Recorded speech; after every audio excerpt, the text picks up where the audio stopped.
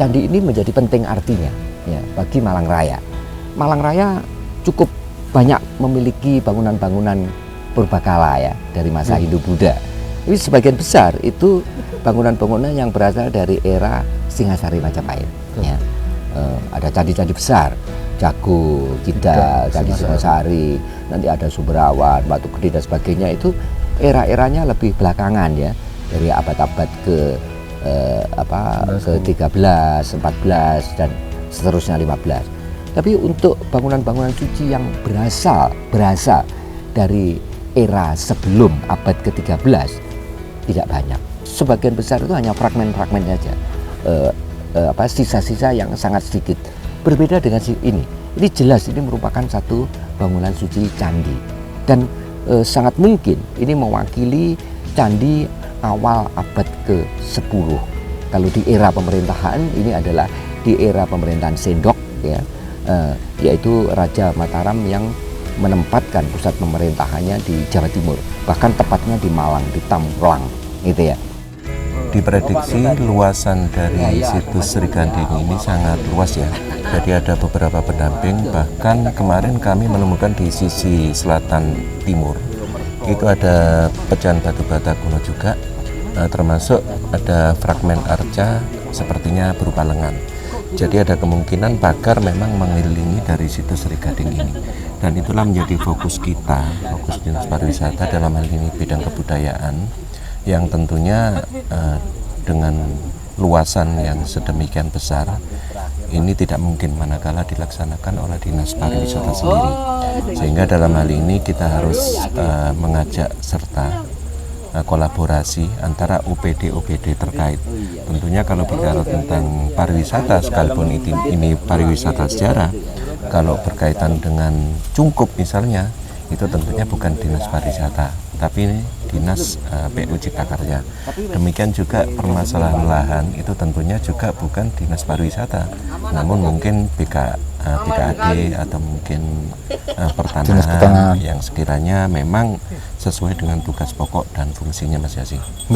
Hari keempat ini kita fokusnya di ekskavasi ketiga ini kan pertama adalah mencari sumuran ya bagian tengah untuk menggali sumuran, terus kemudian kedua membersihkan sisi utara yang belum selesai di tahap kedua, dan yang ketiga targetnya adalah menampakkan profil halaman asli dari candi yang ada di Sri Gading.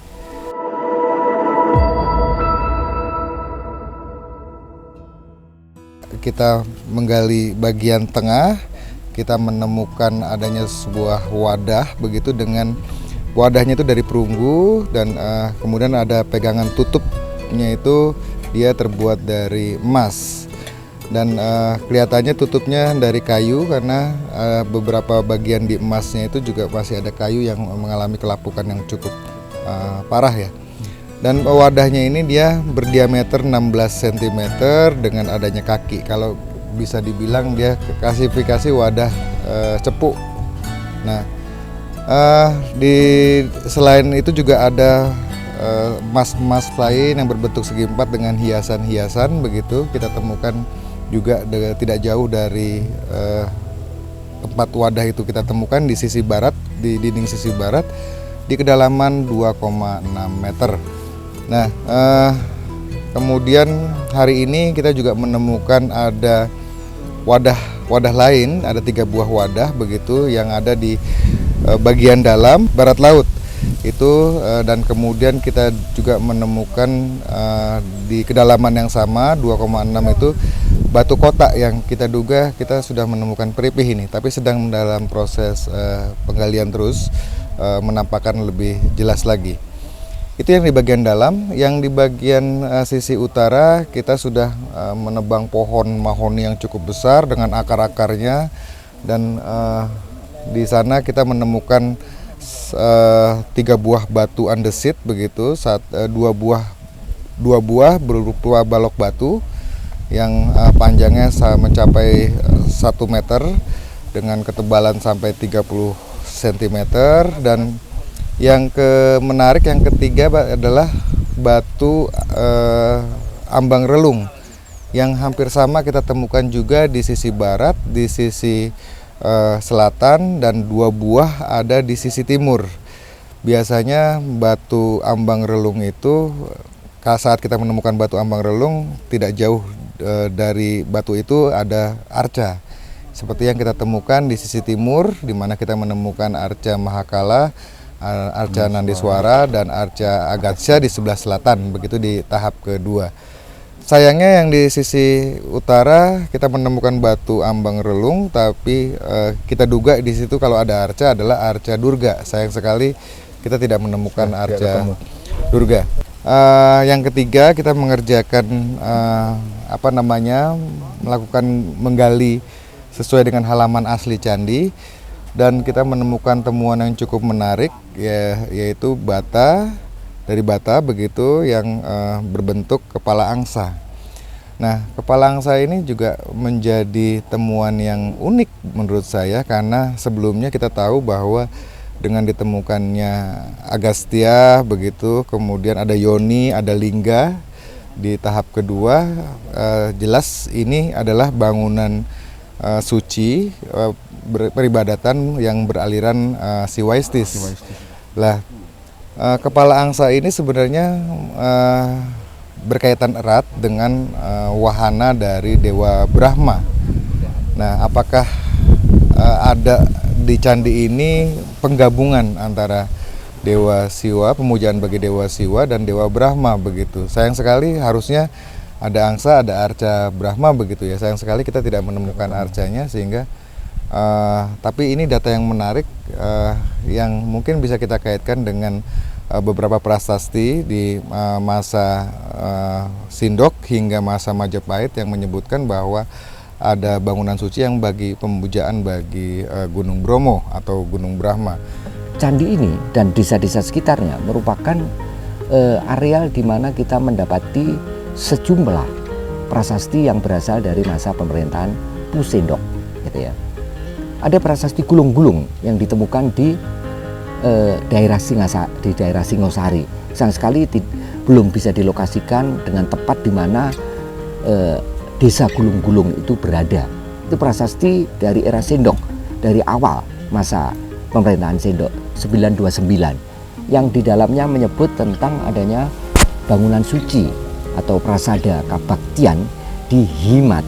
Nah, tidak jauh dari Sri Gading, di tetangga desanya, yaitu di Batu Retno, tepatnya di Lok Jati, ditemukan juga prasasti Lingga Suntan yang angkat tahunnya sama dengan prasasti Gulung-Gulung 929 Masehi. Hanya saja prasasti Lingga Suntan itu lebih berkenaan dengan bangunan suci yang disebut dengan Walandit, ya, Mahaprasada Sidayoga I atau di Walandit.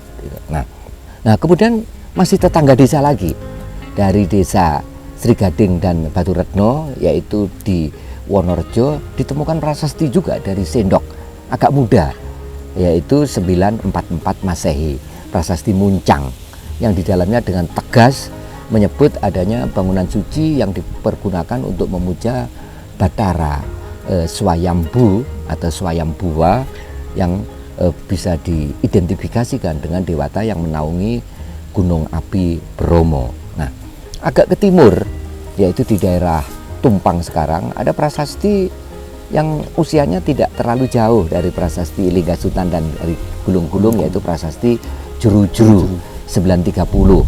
Nah, itu berkenaan dengan bangunan suci yang lain, yaitu Pangawan, Kahyangan di Pangawan. Perihal Kahyangan di Pangawan juga disebut-sebut dalam prasasti Kanyuruhan B, atau kadang orang menyebutnya prasasti Wurandungan. Itu juga dari masa pemerintahan Sendok 943. Nah, kalau kita lihat kepengkiblatan dari candi ini, pengkiblatannya atau orientasinya bukan ke Bromo, tapi lebih menuju ke Arjuno. Oleh karena itu sangat mungkin bahwa pengkiblatan atau orientasi dari candi ini adalah ke Gunung Wangkedi yang merupakan nama kuno untuk Arjuno. Sementara yang di Walandit itu untuk pemujaan kepada Batara yang ada di Gunung Bromo. Jadi oleh karena itu temuan tangga ini menjadi penting artinya, ya, karena bisa dapat dipakai untuk mempertimbangkan tentang orientasinya, Orientasi candi. pengkiblatannya. Iya. Nah, oleh karena itu ada kemungkinan pengkiblatannya adalah sesuai dengan yang disebutkan dalam prasasti Gulung-Gulung, yaitu ke gunung suci yang dinamai Wangkedi. Nah, kalau kita melihat sumber data arsitekturnya ya, Iya. jadi bahannya yang terbuat dari bata dengan ukuran-ukuran yang relatif sama kalau kita bandingkan dengan candi-candi yang sejaman, misalnya temuan di situs Pendem kemarin itu ya, itu kan itu terkait dengan prasasti Sangguran ya 928. Ini kalau ini 929 kan hanya terpaut 1 tahun ya, ukuran batanya relatif sama. Kalau kita bandingkan dengan candi-candi yang lain misalnya yang dari era Sendok, misalnya Sumber Tetek, Belahan. Yeah. Nah, itu juga era pemerintahan Sendok terkait dengan prasasti Cunggrang 929. Nah, ini relatif sama. Kemudian Gunung Gangsir itu juga diduga dari masa pemerintahan Sendok, itu relatif sama. Dengan demikian, kalau kita melihat batanya, ukuran batanya, maka candi ini cukup alasan untuk ditempatkan di era pemerintahan Sendok. Gitu. Begitu juga detail-detail arsitekturnya, ya, arcanya, gaya seni arca yang kebetulan di tempat ini kita mendapatkan arca dari yang Siwais ya, dari berlatar agama Hindu sekte Siwa, itu terbilang cukup lengkap ya. Ada Nandiswara, Mahakala kita menemukan, Agastya kita menemukan, Lingga Yoninya kita temukan, Sayang Durganya sudah hilang, itu belum ketemu. Ya moga-moga nanti akan ketemu ya. Kemudian juga Ganesianya juga belum ketemu ya, tapi dari arca-arca yang ada itu memang terlihat bahwa candi situs Sri Gading, baik arsitektur ataupun seni arcanya itu lebih mengarah pada era pemerintahan Sendok. Nanti akan kita cek ya dari teman-teman lain, misalnya keramiknya, kalau ada keramik, kemudian kalau ada logam itu ya, nanti akan kita cek apakah kalau ada teman-teman yang lain ya penyerta itu apakah ini memang kuat mengarah di abad ke awal abad 10 ya. Berarti ekspansi ini kan ada euforia dari banyak orang Pak datang ke sini Pak. Terus menurut Bapak etika kunjungnya bagaimana Pak yang harus diterapkan ketika ke situ seperti ini? Iya, pertama memang ketika kita melakukan ekskavasi sama seperti kita melakukan pekerjaan proyek begitu ya. Ini dalam lingkungan kerjaan proyek mestinya kan tidak terganggu oleh kegiatan orang luar yang tidak berkepentingan begitu ya. Jadi kita membutuhkan space yang perlu dihormati oleh orang yang tidak bekerja begitu. Dan karena seperti ini menginjak-injak bata, menginjak kotak galian yang masih tergali, dan terutama juga ketika kita menampakkan begini, orang itu berbondong-bondong naik seperti itu, dan itu merusak bata-bata yang dilapis atas, dan tanpa mereka nggak peduli begitu loh. Yang saya kadang-kadang suka emosi. Ya kita carinya susah setengah mati dan mereka naik, dan padahal ini bata yang melapis atas sangat berguna bagi rekonstruksi lapis yang tertinggi begitu. Ya padahal berkali-kali kita juga sudah beritahu, tapi ya itulah. Jadi memang sebenarnya kita butuh space begitu ya untuk bekerja ini karena masih dalam pengerjaan begitu. Dan kita harapkan juga ini masyarakat juga bisa memahami ini dalam masih proses kerja. Kalau mau lihat ya nanti begitu ya, nanti ada waktunya setelah dipugar lebih kuat konstruksinya, kan kita bisa lihat masih ambrol begini, sehingga kalau mau naik ke candi ya setelah nanti dikonsolidasi, dipugar itu tentu tidak masalah bagi kami. Tapi dalam saat pengerjaan ini kadang-kadang ya seperti itu kendalanya. Ya. Candi ini berlokasi di desa Sri Gading, desa yang namanya Sri Gading itu sebenarnya bukan merupakan nama desa dari nama lama dari areal ini. Sebelumnya warga lebih familiar menyebut areal ini dengan nama Manggis. Ya. Sekarang Manggis semacam menjadi dusun dari desa Sri Gading. Nah, nama Manggis itu perlu kita cermati karena terkait dengan pemberitaan di dalam salah satu prasasti, yaitu prasasti Pananjakan. Nah, dalam prasasti Pananjakan, prasasti yang berasal dari era Hayam Wuruk ya.